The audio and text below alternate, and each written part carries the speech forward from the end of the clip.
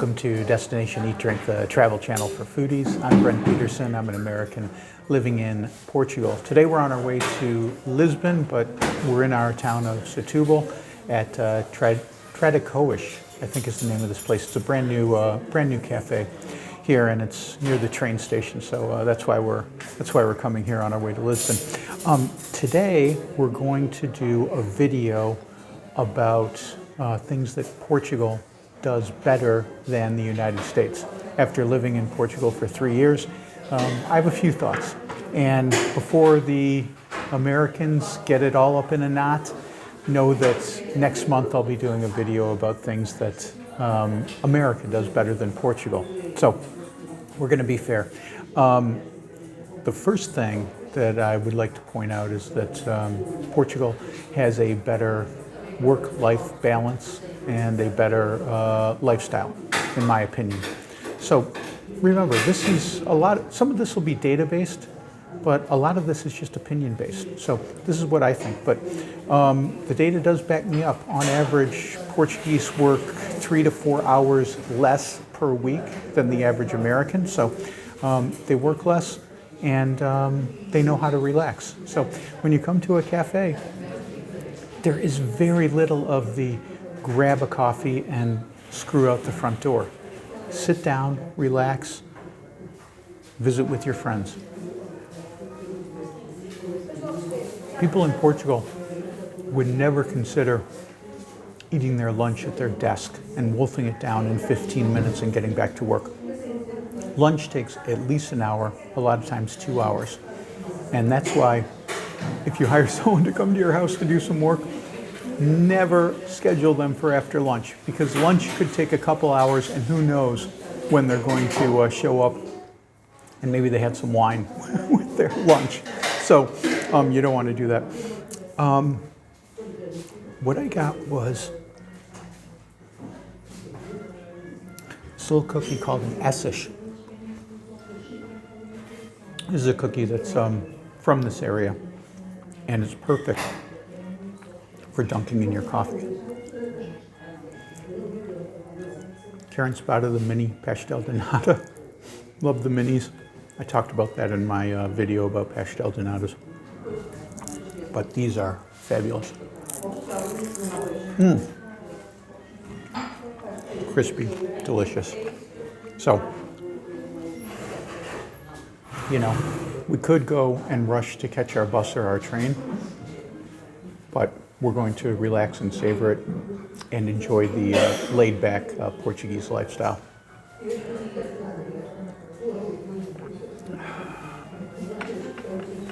Another thing that Portugal does better than the US is public transportation. And it's no surprise when you take a look at the spending. In the United States, 0.5% of GDP is spent on public transit. Here in Portugal, it's 3.5 times that much based on GDP, and you get a lot.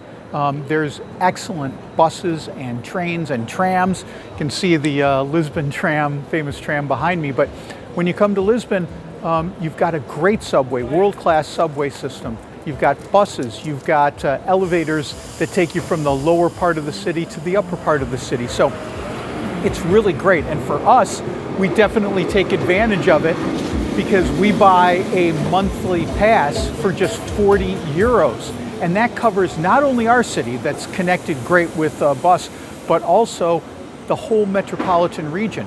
Today, we went from our city, took a train, and then took a ferry and found ourselves in the heart of Lisbon in less than an hour. Super easy to do. 40 euros a month, and it covers not only Lisbon but the entire metro region. So we can go over to Sintra, we can go to the coast at Ericeira. This entire region, and it's huge, is covered by our metro card. I gotta say, living without a car really improves our quality of life too. Don't have to worry about things like maintenance and parking and expenses like fuel and tolls and insurance and all that stuff. Living car-free, I could never do it. I lived in a lot of places in the US, could never live without a car. But here, we do it easily, and it makes for life being much better. So definitely check mark in the Portugal side when it comes to public transportation. So I guess I'm turning into a real Portuguese because one coffee a day isn't enough. Delta, not my favorite. This place is called Café 28. And if you know anything about Lisbon, you know that Tram 28 is a huge tourist attraction. So what they've done is they've created a tram, just like the Tram 28, and turned it into a cafe. In fact, this might be an original tram. I'm not sure. It seems a little big, but maybe it's just because it's not jammed with 80 bazillion tourists. But look how cool. They've even got the poles in here, just like you would have on the tram. So super cool place. So the next issue that I wanted to talk about is that of homelessness. And if you look at the statistics, in Portugal, there are about 8 homeless people for every 10,000 people in the country. In the United States, in contrast, 19.5, over 3 times as many homeless people per capita. If you want to compare it a little more, you can look at Los Angeles County, that has a population of 10 million people, like Portugal, population of 10 million. Portugal, we have 8,000 homeless, and in Los Angeles County, they have 75,000 homeless, 9.5 times as many. Does that mean Portugal is perfect? Certainly not. 8,000 is 8,000 too many homeless people, and you see them on the streets. I wonder if the reason why homelessness is so much lower here is because there's more of a social safety net. I'm sure that's part of the reason. There are so many more ways to get assistance here in Portugal, and you won't get bankrupted by things like getting sick, and you won't be thrown out into the street because you have a mental illness like you are in the United States. So I think Portugal has found a way to deal with it. Is it perfect? Certainly not. 8,000 people is a lot of people, but it's a lot fewer than in the United States. So we'll give the check mark on this one to Portugal. It's time for lunch, and this is the Quaz Cafe in the Alfama neighborhood. And this place has been here for 8 years, but we've never been here before. Karen found it, and boy, I'm glad we came. I mean, look at this. Fresh strawberry and orange juice. Perfect, fresh fruit. And I got some scrambled eggs with some toast. Yum, really good. So, another thing I think that Portugal has over the U.S. is healthcare. And one of the things that you can measure healthcare by is life expectancy. In Portugal, even though Portugal is a poor country compared to the U.S., life expectancy is about 3 to 4 years longer here in Portugal than it is in the United States. Why is that? Well, I think there's a few reasons. One is I think they've got a healthier diet here in Portugal, lots of access to fresh fruits and vegetables. They eat a lot of seafood, which is healthier than a red meat diet. So there's that. But I think the main reason is free public health care. Everyone has access to health care.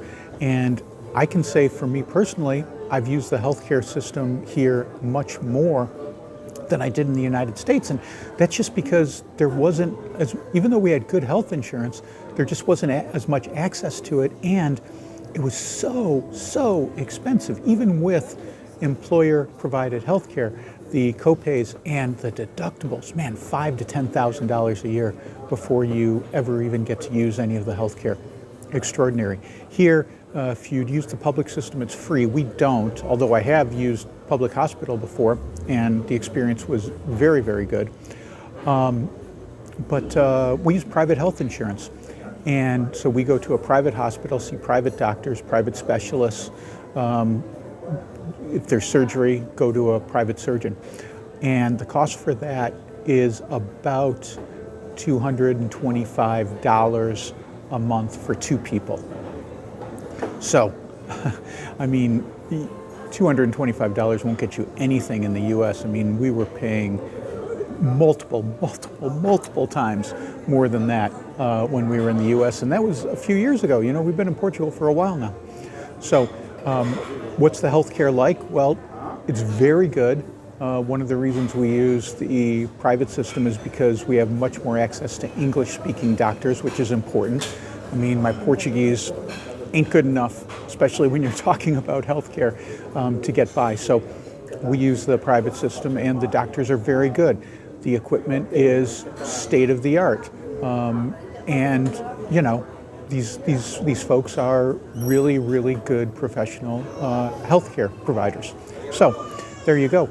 I mean, the amount that the U.S. spends is extravagant. It's so many more times more as a country that the U.S. spends on healthcare than Portugal does as a percentage of GDP, with much worse outcomes, much higher infant mortality, much lower life expectancy. In fact, I was looking this up and I was shocked.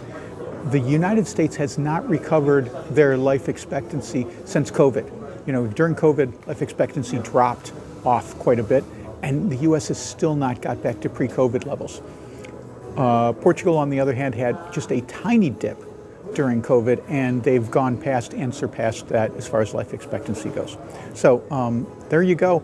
It's up to you to decide what you think, but to me, it seems that access to healthcare, especially public healthcare that everyone has access to, gives good outcomes when it comes to health. And as we say in Portugal, saúde, or good health.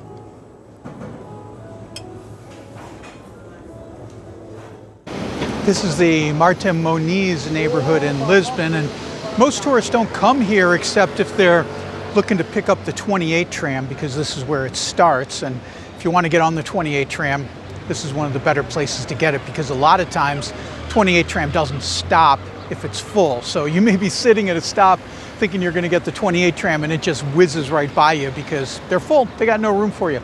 Anyway, this neighborhood is super interesting because it's one of the most popular immigrant neighborhoods in Lisbon, and because of that, there's a lot of great immigrant restaurants here.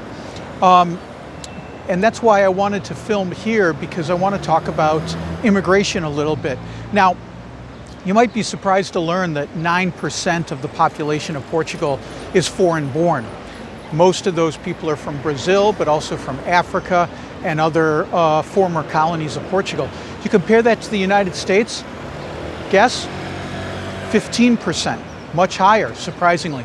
But the reason why I put immigration on this list of things that Portugal does better than the United States is because of the general feeling amongst the native-born populace towards immigrants. And I was reluctant to put immigration in this list because lately there has been a shift right in Portugal politically. And one of the things they've talked about is this idea of cracking down on immigration. And in this neighborhood right here, recently there was a police crackdown on immigrants, and a lot of people complained that they were too violent, too vicious in their crackdown. And there were protests resulting from that. So anyway, I did decide to put immigration on this list because, for the most part, Portuguese people are by far more tolerant, more welcoming, and understanding that immigration is needed in their country in order to keep the economic engine running. And I think the Portuguese really understand that because so many of their young people have immigrated out of the country. A lot of them live in places like Switzerland, where there's a huge percentage of Portuguese. There's tons of Portuguese who have gone to America. So they understand immigration is necessary. Otherwise, their population would be dwindling even faster than it is right now. So there you go. There's the 5 things that I think that Portugal does better than the United States. There could be more. I could add more things to it, but that's just 5. And like I said, next month I'll be doing a list of 5 things that I think the United States does better than Portugal. And that list could be longer than 5 as well. If you enjoyed this, give us the thumbs up. Subscribe to the channel. I usually do food and travel This one had some food and travel in it, but it was more of a like a life in Portugal type video. I do these occasionally as well. So I hope you enjoyed it. You can get my foodie travel guide to Portugal. It's just $9.99 at buymeacoffee.com/destinationeatdrink/extras. I'm Brent Peterson. See you down the road.